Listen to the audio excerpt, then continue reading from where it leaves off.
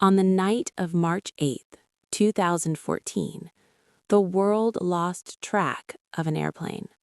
Not during a storm, not during a war, not during an emergency call for help, but quietly, silently, as if it had simply been erased.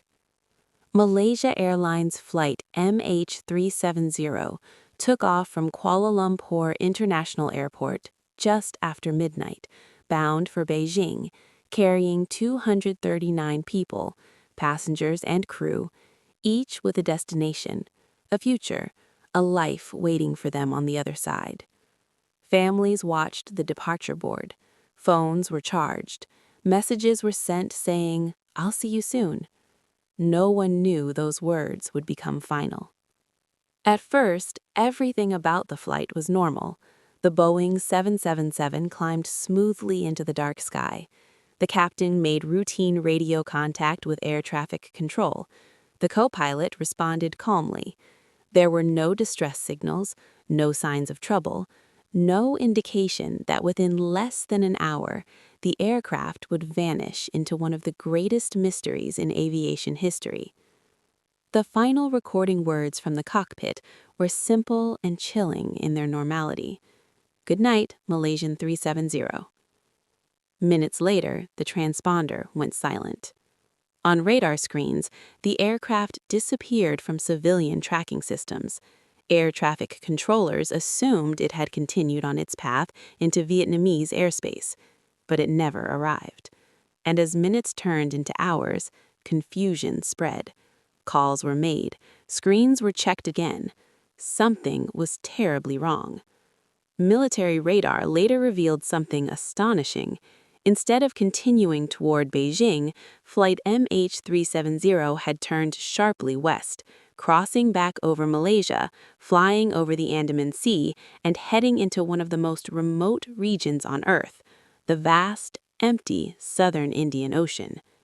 No explanation was given, no message was sent, no emergency was declared. The plane was still flying, for hours. This revelation transformed the incident from a tragic accident into a global mystery.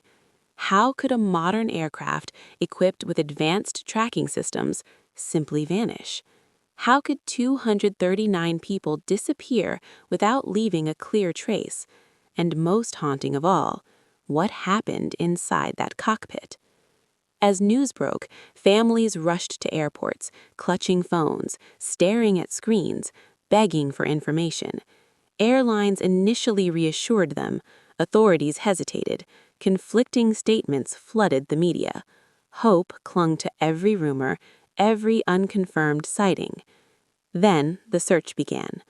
What followed was the largest and most expensive search operation in aviation history. Ships, aircraft, satellites, and sonar systems scoured thousands of square miles of ocean. Nations from around the world joined the effort. Australia, Malaysia, China, the United States, all working together to find even a fragment of the missing plane. But the ocean is vast, and the southern Indian Ocean is one of the most hostile environments on Earth. Weeks passed, then months. No wreckage was found. No black box signals were detected. Families waited in a painful limbo, unable to grieve, unable to hope. Theories began to emerge. Some believed the plane suffered a catastrophic mechanical failure, a fire in the electronics bay perhaps, disabling communication systems and incapacitating the crew. Others suggested rapid decompression, leaving passengers unconscious while the aircraft flew on autopilot until fuel exhaustion. But these explanations raised more questions than answers. Why the deliberate turn? Why disable communication systems in sequence? Why fly for hours instead of crashing quickly? Another theory pointed to human involvement. Could the plane have been hijacked? Early investigations found no evidence of terrorism, no claims of responsibility, no explosive residues. But later, attention turned toward the cockpit itself. The captain was an experienced pilot with thousands of flight hours. Investigators examined his background, his mental state, his home flight simulator. Some data suggested he had practiced routes similar to the plane's mysterious final path. This led to one of the most controversial theories of all. Could the captain have deliberately diverted the aircraft? The idea was deeply unsettling. It suggested intent, planning, silence, but no conclusive proof ever emerged. Others proposed more extraordinary explanations, that the plane was shot down during a secret military exercise, that it was taken over by cyber interference, that it landed somewhere hidden, far from radar coverage. Each theory captured public imagination and deepened the mystery.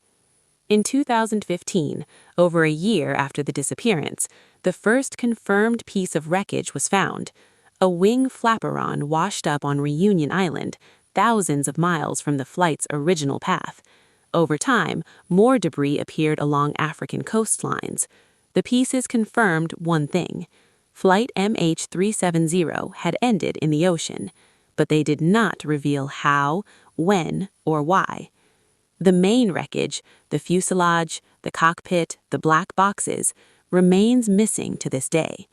In 2018, after years of searching and billions of dollars spent, the official underwater search was suspended. The ocean kept its secret. For the families, the pain never ended. Without answers, grief remained unfinished. Some still believe their loved ones may be alive. Others simply want truth, any truth, to bring closure. Flight MH370 changed aviation forever. Like this video and subscribe for more unsolved mysteries.